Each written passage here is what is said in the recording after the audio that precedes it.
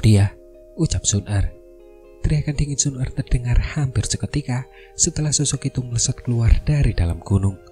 Ia merasa sosok itu tidak asing baginya. Jaring penahan roh, teriak pasukan teredam hitam.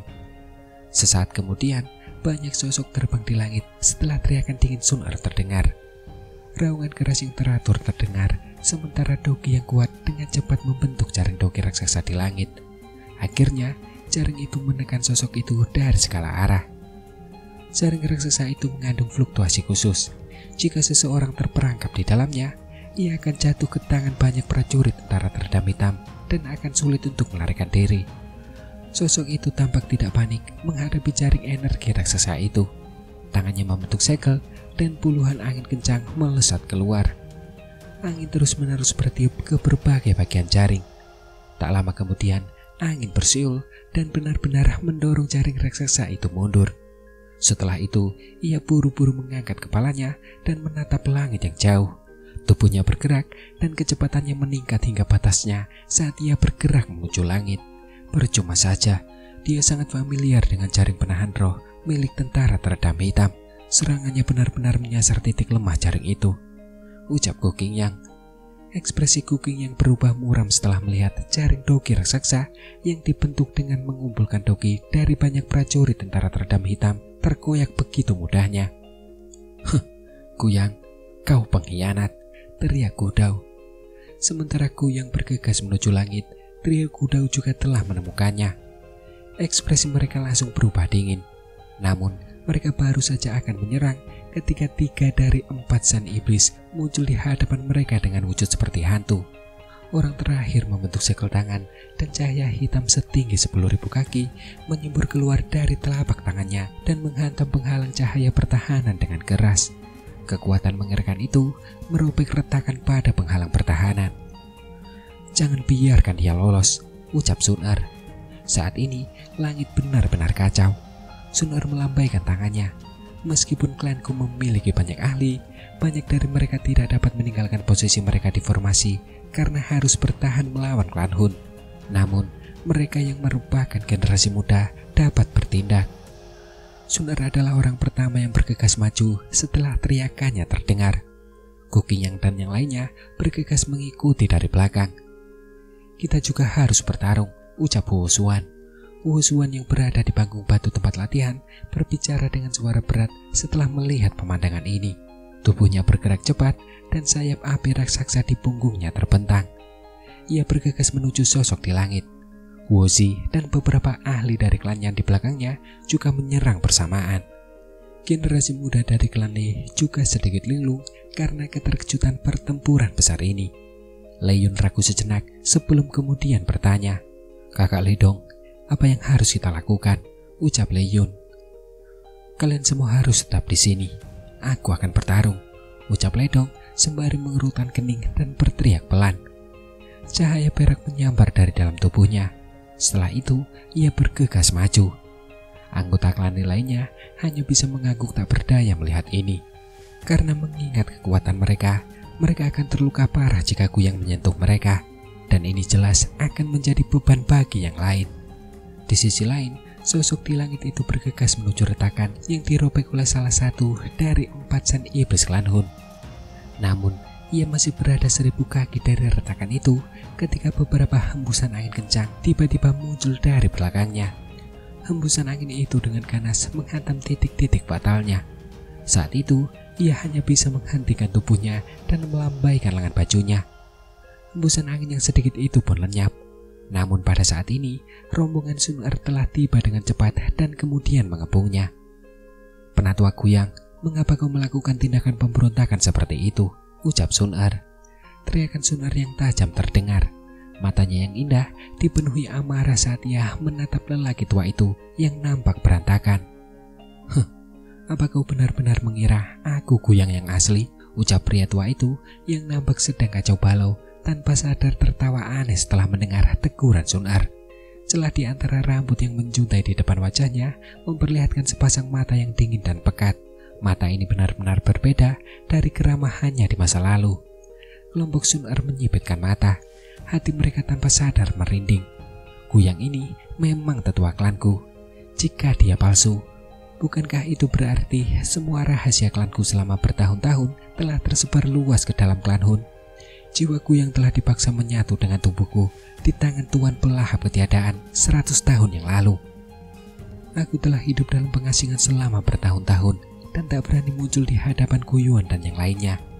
Namun untungnya, akhirnya aku berhasil menunggu hari ini, ucap Kuyang sembari tertawa aneh. Tubuhnya terdorong ke belakang setelah suaranya terdengar. Pada saat yang sama, banyak pilar doki yang gemerlap melesat keluar dari telapak tangan kelompok Sunar. Pilar-pilar itu saling bersilangan dan menyerang Kuyang dengan kejam. Sekelompok pemuda benar-benar berniat menahanku, ucap Kuyang sembari tertawa terbahak-bahak. Sesaat kemudian, telapak tangannya menekan dengan keras dan ruang di bawahnya langsung terdistorsi. Ruang itu langsung memadat dan memblokir banyak pilar doki. Aku pamit dulu, ucap Kuyang kembali tertawa setelah menangkis serangan kelompok Sunar. Ia berbalik dan kemudian pergi. Namun saat hendak membalikkan badan, sebuah tinju berisi api merah muda langsung merobek ruang di depannya dan menghantam dadanya secepat kilat. Angin panas membakar pertahanan doki di sekujur tubuh Kuyang dalam sekejap mata. Sebuah sidik jari berwarna merah darah juga kemudian muncul di dalamnya. Mencoba pergi, kau pikir akan semudah itu, ucap Xiaoyan sembari melangkah di udara dan menatap Kuyang yang tampak menyedihkan dengan senyum dingin. Aura ganas doseng bintang 6 meletus darinya, menekan Kuyang hingga ekspresinya berubah drastis. Aura kuat di sekitar tubuh Xiaoyan membuat Kuyang mengerti bahwa ia jelas bukan tandingan Xiaoyan dalam pertarungan.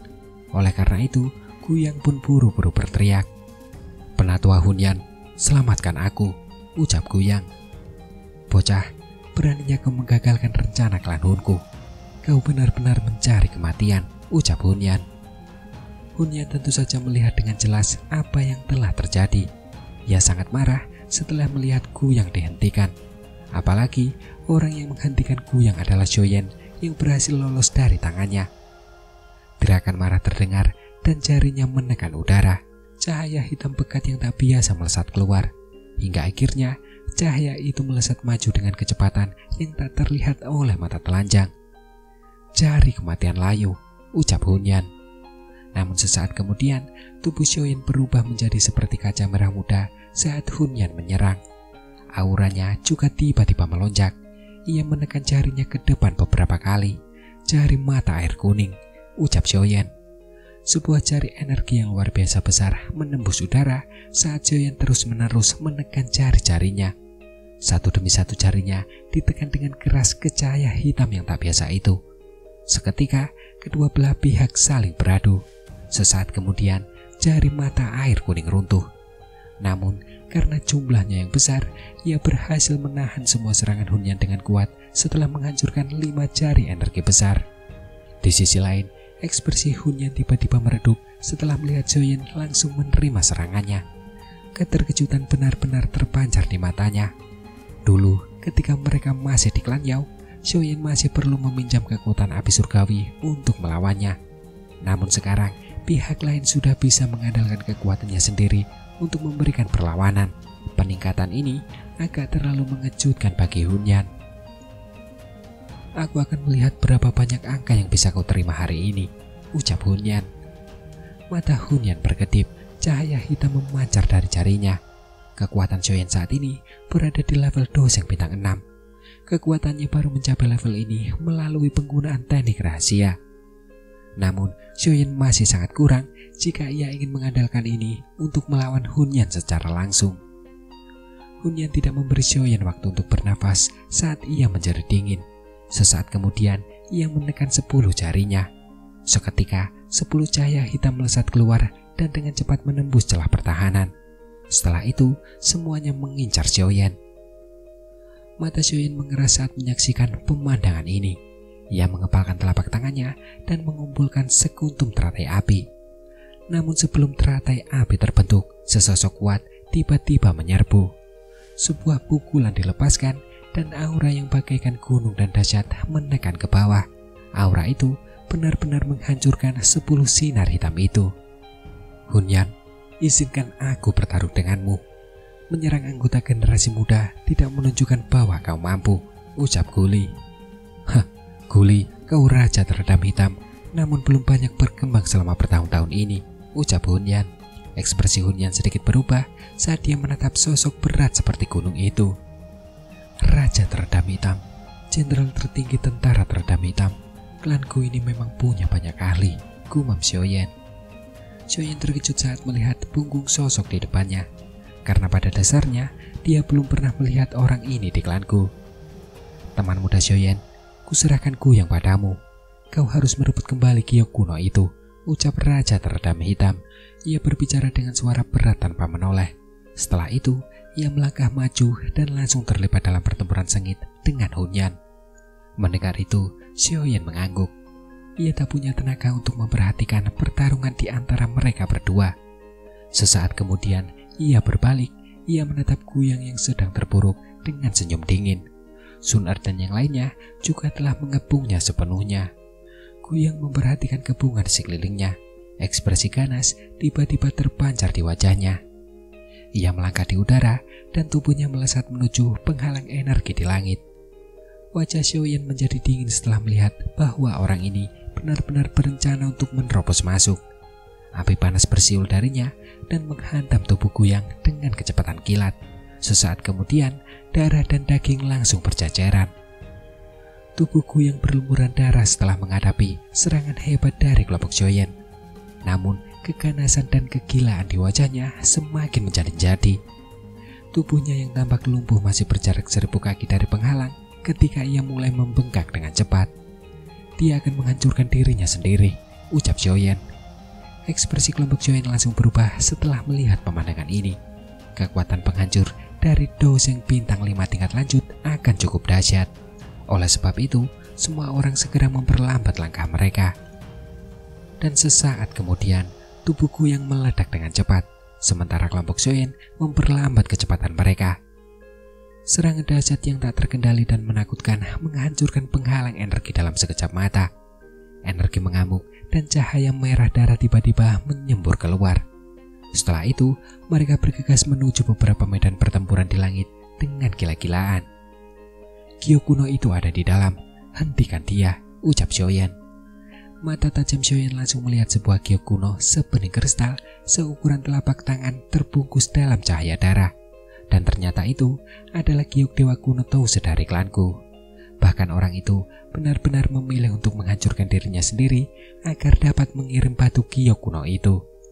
Cahaya terang itu bagaikan bintang jatuh yang melesat menembus langit dengan kecepatan kilat hingga menarik perhatian semua orang yang hadir. Di sisi lain, Xiaoyan bereaksi paling cepat. Sayap di belakangnya tiba-tiba mengepak saat cahaya merah menembus penghalang energi dan kemudian menghilang. Dalam beberapa kilatan, ia muncul tak jauh dari cahaya darah. Ia melengkungkan tangannya dan kekuatan hisap pun terpancar. Kecepatan terbang cahaya merah itu pun kemudian langsung berkurang drastis. Namun sesaat kemudian, dengusan dingin tiba-tiba turun dari langit saat Xiaoyan menghentikan cahaya merah. Perasaan bahaya baru saja muncul di hatinya ketika cahaya di atas kepalanya tiba-tiba meredup. Tak lama kemudian, langit di atas kepala Xiaoyan tiba-tiba meledak. Sebuah tangan putih Bagiok terulur dari langit. Tangan itu mencengkram Xiaoyan dan kekuatan penghancur yang terkandung dalam angin telapak tangan itu membuat teratai api pemusnahan milik Xiaoyan pun tak mampu mengejarnya. Hun Tiandi, gumam dalam hati Xiaoyan. Tekanan yang begitu menakutkan langsung membuat nama ini terlintas di hati Xiaoyan. Hanya Gu Yuan dan orang ini yang bisa menggunakan energi menakutkan seperti itu sesuka hati. Namun, Xiaoyan tidak berhenti sejenak di hadapan tangan seputih giok itu. Tubuhnya langsung terdorong ke belakang. Ia mengerti bahwa dengan kekuatannya saat ini, mustahil baginya untuk melawan Hun Tiandi. Bahkan mungkin sangat sulit baginya untuk menghentikan orang ini walau hanya untuk sesaat. Karena pada dasarnya, nama ahli terhebat di benua Dogi bukanlah hanya nama kosong. Xiaoyan tidak lambat, tetapi tangan besar itu bahkan lebih cepat. Ia langsung merobek ruang dan meraih ke bawah. Namun, ruang di sekitar Xiaoyan berfluktuasi hebat tepat saat tangan besar itu hendak meraih ke bawah.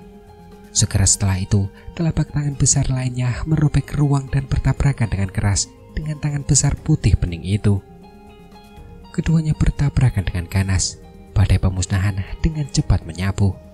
Ekspresi Xiaoyan berubah drastis saat merasakan badai yang mengerikan itu. Tubuhnya pun buru-buru mundur karena takut terseret ke dalam badai itu. Hun Tiandi, karena kau ingin memulai perang, klan Kuku akan menemanimu sampai akhir, ucap Gu Yuan. Teriakan tajam Gu Yuan yang sepertinya samar-samar mengandung jejak amarah terdengar di langit setelah kedua tangan besar itu bertabrakan. Hah, seharusnya kau mengucapkan kata-kata itu saat klan Xiao dihancurkan oleh klan Hun kita. Mengucapkan kata-kata itu sekarang, bukankah sepertinya sudah agak terlambat, ucap Hun Tiandi. Tawa samar Hun Tiandi terdengar di langit. Setelah suaranya terdengar, banyak retakan spasial besar tiba-tiba terbentuk dengan cepat di ruang hampa. Kabut hitam membumbung keluar dari dalam ke segala arah. Gelombang demi gelombang aura gelap dan dingin yang luar biasa kuat menyebar dari dalam garis retakan. Apakah pasukan klan Hun telah sepenuhnya dimobilisasi? Gumam Xiaoyan. Ekspresi Xiaoyan berubah sedikit setelah dia merasakan banyaknya aura kuat dalam garis retakan. Sesaat kemudian, kabut hitam menyembur keluar dari celah-celah seperti banjir bandang begitu muncul. Hingga akhirnya, kabut itu dengan cepat berubah menjadi segel hitam raksasa setinggi 100.000 kaki. Segel hitam itu melayang di langit. Bayangan raksasa itu sepenuhnya menutupi pegunungan ini. Aktifkan formasi, ucap Gu Yuan. Melihat segel hitam raksasa melayang di langit, ekspresi semua ahli di dalam klanku menjadi muram. Klan Hun memang telah bersiap, namun untuknya para ahli dari klanku telah menerima perintah mereka. Sesaat kemudian, banyak teriakan keras segera terdengar. Tirai cahaya tiba-tiba muncul di pegunungan setelah teriakan itu terdengar. Gelombang demi gelombang energi agung yang dahsyat yang membuat orang bergidik berubah menjadi pilar cahaya yang bersiul ke atas. Akhirnya, pilar itu terbang ke langit dan membentuk cermin kuno yang megah, yang ukurannya tak kalah dengan segel hitam itu. Cahaya juga berkilauan di atas cermin yang dipenuhi fluktuasi energi yang mengejutkan. Sesaat kemudian, segel hitam di langit bergetar. Tiba-tiba, suara rendah dan tajam seolah-olah berasal dari puluhan ribu orang terdengar dari dalam retakan. Seketika, segel hitam itu langsung turun dari langit. Seolah-olah bencana telah menimpa pegunungan ini. Area dalam radius ratusan ribu kaki akan hancur dalam sekejap jika segel hitam itu menghantam tanah. Cermin Gudi, ucap semua ahli dari klanku. Semua ahli dari klanku yang menjaga formasi itu wajahnya memerah saat ini. Teriakan marah mereka bergema di langit. Seketika, sebuah cermin kuno yang sangat besar dan cemerlang muncul dan bertabrakan dengan keras dengan segel hitam di depan banyak pasang mata yang cemas. Seluruh dunia seakan runtuh saat itu. Fluktuasi destruktif yang tak terlukiskan berkobar dengan dahsyat. Meskipun dunia kuno itu kuat, banyak retakan hitam pekat telah terbentuk saat itu. Dua makhluk raksasa bertabrakan hebat di langit. Seketika, mereka pun runtuh di bawah badai yang mengamuk. Sesaat kemudian, banyak ahli dari klanku di bawah memuntahkan seteguk darah setelah cermin kuno itu runtuh. Retakan ruang yang dipenuhi kabut hitam juga mengeluarkan banyak ratapan memilukan yang tajam. Jelas bahwa pertarungan habis-habisan antar kedua klan ini telah mengakibatkan kerugian yang cukup besar. Di sisi lain, badai pemusnahan berkobar di angkasa. Bahkan, medan perang pun hancur seketika. 3 dewa abadi klanku dan 4 sen iblis klan Hun mundur sambil memasang ekspresi ketakutan. Karena meskipun kuat, mereka kemungkinan besar akan mati jika diterjang badai pemusnahan ini. Satu-satunya yang bisa selamat dari badai pemusnahan ini hanyalah Hun Tiandi, Gu Yuan, dan api pemakan ketiadaan. Di arah lain, Xiaoyan nampak bersembunyi di dalam formasi. Ia mengamati fluktuasi pemusnahan yang menyebar liar di langit yang jauh bagaikan naga yang meraung marah. Ekspresinya muram. Apakah ini serangan yang dilepaskan dengan kekuatan seluruh klan? Serangan sebelumnya jelas sebanding dengan Doseng bintang 9. Setelah jumlahnya mencapai level tertentu, itu memang cukup untuk menciptakan perubahan yang signifikan. Di mana batu giok kuno itu? Gumam Xiaoyan. Ekspresi serius di wajah Xiaoyan bertahan sesaat sebelum ia tiba-tiba mengalihkan pandangannya. Hingga akhirnya mereka berhenti di tempat di luar badai eksperimensi di langit. Cahaya merah redup juga samar-samar terlihat di tempat itu. Saat Xiaoyan melihat posisi batu giok kuno itu, api pemakan ketiadaan yang masih terlibat pertempuran dengan para kepala klan Lei dan Yan tiba-tiba mundur. Area di belakangnya juga merupakan lokasi batu giok kuno itu. "Hentikan dia berniat merebut batu giok kuno itu," ucap Xiaoyan. Xiaoyan buru-buru berteriak dengan perubahan ekspresi saat melihat pemandangan ini. Di sisi lain, ekspresi Lei Ying dan Yanjin sedikit berubah setelah mendengar teriakan Xiaoyan. Tubuh mereka pun langsung melesat maju. "Telapak bencana petir, jari api misterius," ucap Lei Ying dan Yanjin. Keduanya melancarkan serangan tajam secara bersamaan sambil tubuh mereka bergerak. Sebuah telapak tangan petir yang besar dan terang serta cahaya api yang menyilaukan menyambar ruang hampa dengan kecepatan yang tak terlihat oleh mata telanjang dan melesat cepat menuju api pemakan ketiadaan. Api pemakan ketiadaan memasang ekspresi agak dingin saat menghadapi serangan tajam dari mereka berdua. Namun, ia tidak menghindar. Sebaliknya, tubuhnya bergetar. Spiral hitam yang tak terhitung jumlahnya muncul di sekelilingnya. Sesaat kemudian, serangan mengerikan tiba-tiba datang. Riak-riak lubang hitam yang padat terus meledak tanpa henti. Meskipun lubang hitam telah menghambat kecepatan serangan, itu hanyalah cara untuk menunda waktu. Setelah lubang hitam besar itu runtuh, telapak tangan petir dan jari api langsung mendarat di punggung api pemakan ketiadaan. Kekuatan mengerikan meledak di punggung api pemakan ketiadaan. Api hitam pun melesat ke segala arah. Bahkan dengan kekuatan besar api pemakan ketiadaan, ia tanpa sadar terhuyung setelah dihantam keras oleh Lei Ying dan Yanjin. Tubuhnya juga menjadi lebih pucat. Dengan bantuan kekuatan ini, tubuhnya muncul di cahaya merah dalam sekejap. Mulutnya melebar dan menelan giok kuno itu ke dalam mulutnya. Api pemakan ketiadaan tertawa terbahak-bahak setelah giok kuno mendarat di tangannya. Keempat san iblis dari klan Hun bergegas maju dan menjaganya. Mata mereka dengan waspada menatap Lei Ying dan Yanjin yang sedang mengejar. "Sudah puas memukulku? Tenang saja, aku pasti akan membuatmu membalas pukulan telapak tanganmu hari ini berkali-kali lipat," ucap api pemakan ketiadaan.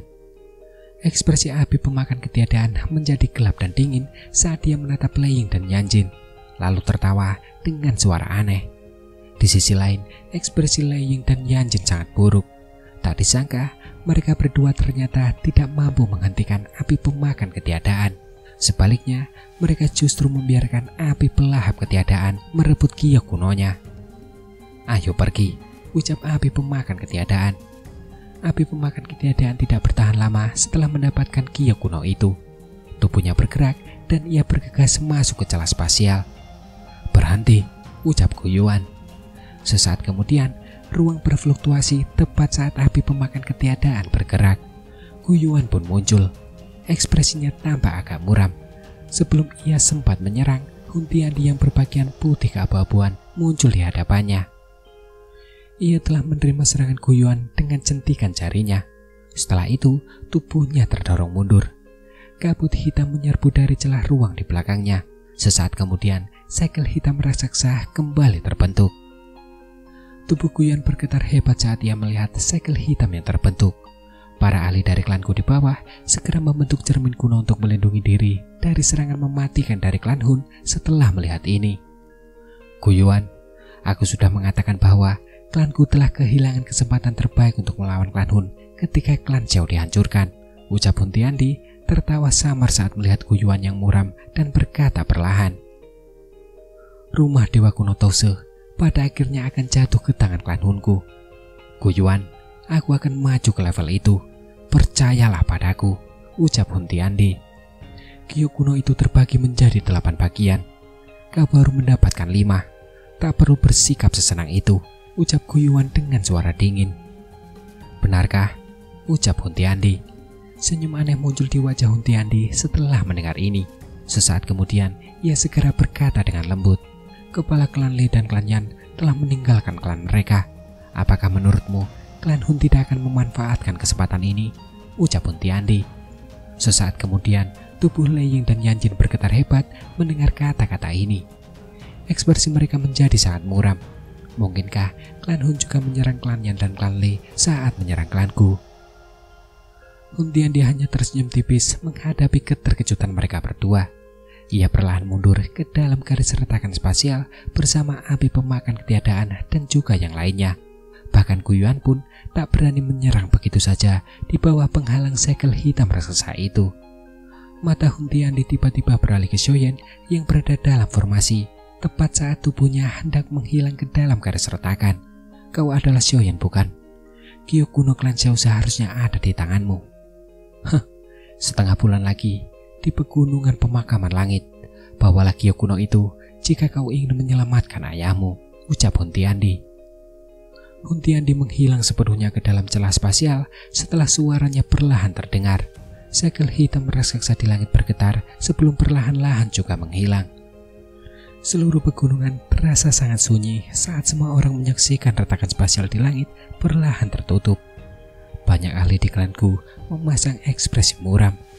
Meskipun klanku tidak dihancurkan oleh klan Hun seperti klan Ling, mereka tetap kehilangan Kyo kuno. Dari sudut pandang tertentu, klanku telah menderita kerugian yang cukup besar dalam pertempuran dengan klan Hun.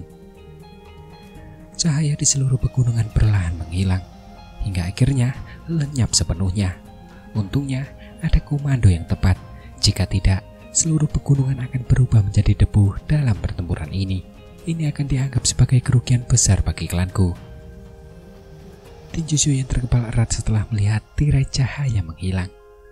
Pada akhirnya, klan Hun memang benar-benar akan berencana memanfaatkan ayahnya untuk menukar Kyo kuno itu. Setengah bulan kemudian, gumam Xiaoyan. Xiaoyan mengatupkan bibirnya rapat-rapat. Rasa dingin menjalar di matanya. Di sisi lain, ekspresi Guiyuan muram saat ia menatap titik di mana retakan itu menghilang di langit. Ia tidak berbicara. 3 dewa abadi klanku di belakangnya juga mendesah pelan. Klan Hun memang telah menyembunyikan kekuatan mereka selama bertahun-tahun. Siapa sangka bahwa api pemakan ketiadaan tidak hanya pulih sepenuhnya, tetapi bahkan telah maju ke doseng bintang 9. Jika bukan karena Lei Ying dan Yanjin bertarung hari ini, kemungkinan besar ini akan menjadi pertempuran besar yang sangat sengit. Setelah hilangnya klan Hun, cincin di jari Lei Ying dan Yanjin tiba-tiba menyala saat mereka berdiri di sisi lain. Sebuah fluktuasi spasial yang mengandung beberapa informasi terpancar ke dalam pikiran mereka. Seketika, ekspresi mereka menjadi gelap dan dingin saat mereka merasakan informasi ini. Klan Li telah kehilangan batu Kyo kunonya. Klan Yan juga, ucap Lei Ying dan Yanjin. Wajah ketiga dewa abadi klanku berkedut tanpa sadar setelah mendengar kata-kata mereka. Keterkejutan terpancar di mata mereka. Hun Tiandi memang mengatakan yang sebenarnya. Mereka juga telah menyerang klan Yan dan klan Lei ketika mereka menyerang klanku. Batu Kyo kuno kedua klan itu berada di tempat yang paling dijaga ketat. Klan Hun telah melancarkan serangan besar-besaran terhadap klanku. Dari mana mereka bisa menemukan kekuatan sebesar itu untuk menyerang secara terpisah? Ucap Gudao tanpa sadar membuka mulutnya dan berkata, berdasarkan informasi yang kuterima, klan kita juga memiliki seorang tetua yang tiba-tiba mengkhianati kita. Ia mencuri batu Kyo kuno dan melarikan diri. Terlebih lagi, ia kemudian diterima oleh para ahli dari klan Hun, ucap Lei Ying. Ekspresi Lei Ying sangat waspada. Ia tidak menyangka insiden seperti itu juga terjadi di klan Lei. Kita semua telah meremehkan klan Hun, ucap Yanjin berkata perlahan. Kekuatan yang ditunjukkan klan Hun benar-benar membuatnya merasa sedikit muram. Kita akan membahas ini di aula. Karena situasinya sudah sampai pada tahap ini, kita tidak punya ruang untuk mundur. Mengingat teknik klan Hun, jelas mereka tidak akan membiarkan kita bertahan hidup, ucap Guiyuan. Ekspresi Guiyuan perlahan menjadi tenang. Ia melambaikan tangannya dan membiarkan Gudao menyelesaikan masalah. Setelah itu, ia berbalik dan bergegas menuju aula besar. Suaranya terdengar sesaat sebelum bergegas memasuki aula.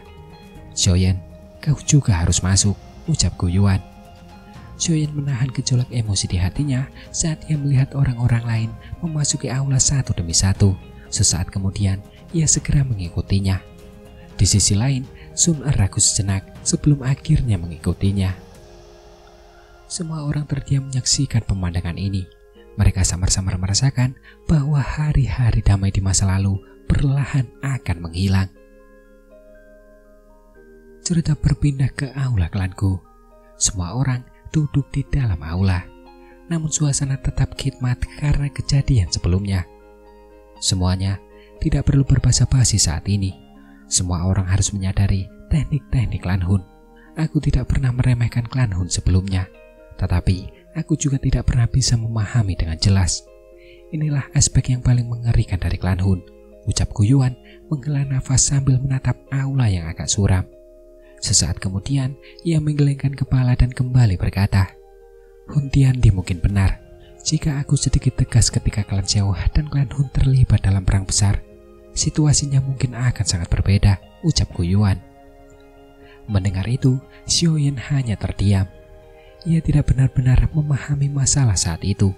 Karena itu, ia tidak bisa berkata apa-apa. Kedelapan klan kuno itu tidak harmonis sejak awal. Ada banyak konflik di antara mereka. Karena itu, tidak ada yang berhak menyalahkan pihak manapun karena tidak membantu dalam konflik. Terlebih lagi, mereka juga mulai merasakan akibat dari tersingkirnya klan Xiao. Kemungkinan besar, bahkan klanku pun tak mampu menandingi kekuatan yang ditunjukkan klan Hun. Saat ini, kemungkinan tak ada satu faksi pun di Pulau Dogi yang mampu melawan klan Hun sendirian. Bahkan klan Hun pun tak mampu. Tentu saja, bahkan jika klan Kuku hancur total, klan Hun pasti harus membayar harga yang mahal, ucap Guyuan. Ekspresi Guyuan muram saat berbicara. Pertempuran besar hari ini bisa dianggap sebagai pertukaran awal antar kedua klan. Meskipun pasukan klan Hun sama sekali tidak muncul, mereka tetap melancarkan serangan melintasi celah spasial. Namun, orang yang paling merepotkan tetaplah Hun Tiandi dan juga api pemakan ketiadaan. Yang terakhir telah terluka parah olehnya saat itu. Tak seorang pun dapat membayangkan bahwa ia tidak hanya telah pulih sepenuhnya, tetapi bahkan telah melangkah ke dosing bintang 9. Dengan cara ini, ia telah benar-benar menghancurkan keseimbangan lemah kedua belah pihak. Baik ia maupun Hun Tiandi berada di kelas dosing bintang 9 tingkat lanjut. Tidak ada banyak celah di antara mereka. Kecuali mereka terlibat dalam pertarungan hidup dan mati yang sesungguhnya, tidak ada yang akan bisa melakukan apapun terhadap yang lain. Jika api pemakan ketiadaan ditambahkan, ia tidak akan bisa bertarung dengan mereka berdua yang digabungkan dengan kekuatannya. Oleh karena itu, membentuk aliansi adalah satu-satunya cara untuk menghadapi klan Hun. Api pelahap ketiadaan pernah melahap Raja Tunling, sehingga ia memiliki kekuatan klan Tunling. Di mata klan Hun, kami klan kuno setara dengan mata air garis keturunan mereka. Semua orang mungkin tidak senang dengan status ini. Jika demikian, hanya ada satu jalan bagi kami, yaitu menghancurkan klan Hun, ucap Guyuan. Hasrat memusnahkan yang kuat tiba-tiba menggelora di aula setelah kata-kata itu terdengar. Bahkan kulit seseorang akan berubah menjadi sedikit dingin. Penatua Guyuan, maksudmu aliansi untuk bertarung bersama melawan klan Hun, ucap Lei Ying. Tidak ada pilihan lain selain ini. Kekuatan yang ditunjukkan klan Hun hari ini sangat hebat. Lagi pula, tidak ada yang tahu apakah ada kartu truf lain di dalam klan Hun. Sungguh sulit bagi kita untuk memahami klan misterius ini, ucap Guyuan perlahan. Mendengar itu, Lei Ying dan Yanjin terdiam. Jika ini benar-benar terjadi, itu akan menjadi bencana besar bagi kedua klan mereka. Mereka pasti tidak akan membiarkan klan mereka menjadi sumber garis keturunan di mata klan Hun. Soal aliansi itu mungkin saja. Saat ini, klan Hun tidak memiliki 7 dari 8 kunci giok. Jika mereka berhasil mendapatkan keping terakhir, mereka akan bisa mengetahui istana Dewa Kuno Tose dan membukanya. Konon, gua itu menyimpan rahasia untuk naik ke kelas Dodi. Jika Hun Tiandi diizinkan mendapatkannya, mungkin akan benar-benar seperti yang dikatakannya. Dia akan naik ke kelas Dodi yang belum pernah dicapai siapapun selama 10.000 tahun, ucap Yanjin mendecakkan mulutnya dan kembali berkata, pada saat itu, seluruh benua akan sepenuhnya berada di bawah kendali klan Hun, ucap Yanjin. Semua orang terdiam karena jika Hun Tiandi benar-benar mencapai level itu, kemungkinan besar mereka semua akan kehilangan kemampuan untuk membalas. Di hadapan Dodi yang legendaris, bahkan klan kuno pun tak layak disebutkan. Pada saat itu, kemungkinan besar dia dapat dengan mudah melenyapkan semua klan kuno hanya dengan jentikan tangannya. Potongan batu giok terakhir seharusnya ada pada Xiaoyan bukan? Ucap Yanjin. Mata semua orang tiba-tiba tertuju pada Xiaoyan. Mereka semua telah mendengar kata-kata yang ditinggalkan Hun Tiandi sebelum dia pergi. Xiaoyan sedikit mengernyit di hadapan banyak pasang mata. Sesaat kemudian ia berkata dengan suara berat, "Aku harus menyelamatkan ayahku," ucap Xiaoyan. Suara Xiaoyan lembut, tetapi ada ketegasan yang tak tergoyahkan di dalamnya. "Kau seharusnya tahu akibatnya jika Hun Tiandi diizinkan membuka istana Dewa Kuno Tause," ucap Yanjin. Mendengar itu, Xiaoyan hanya terdiam. Namun, ia terus menggelengkan kepalanya. Potongan terakhir Kyo kuno itu pasti akan tetap ada di tubuhnya. Ayahnya telah ditangkap oleh klan Hun selama lebih dari 1 dekade. Setiap kali ia memikirkan hal ini, hatinya mulai terasa sedikit terguncang.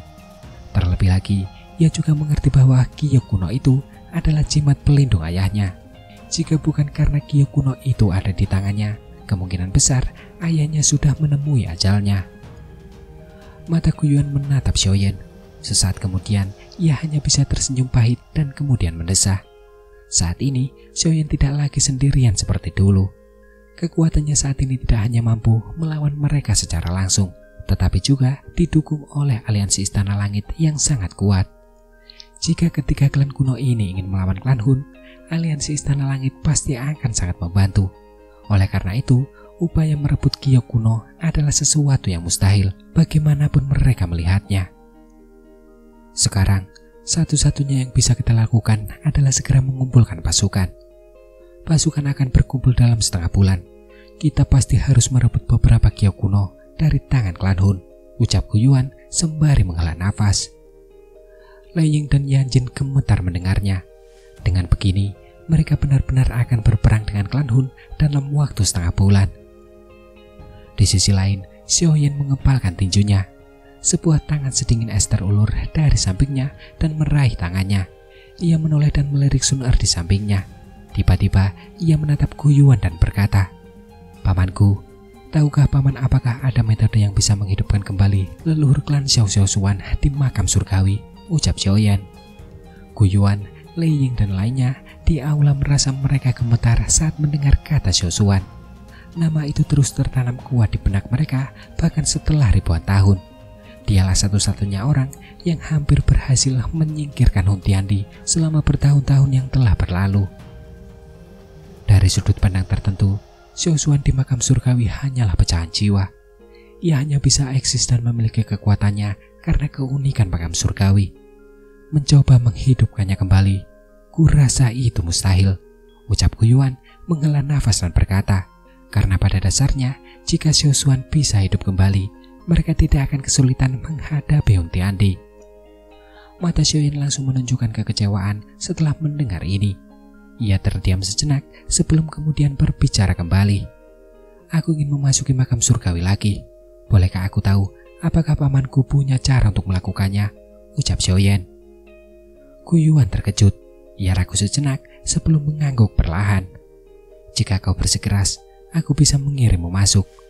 Mungkin kau bisa menemukan Xiao Xuan dan melihat apakah dia punya cara untuk memulihkan diri," ucap Guyuan.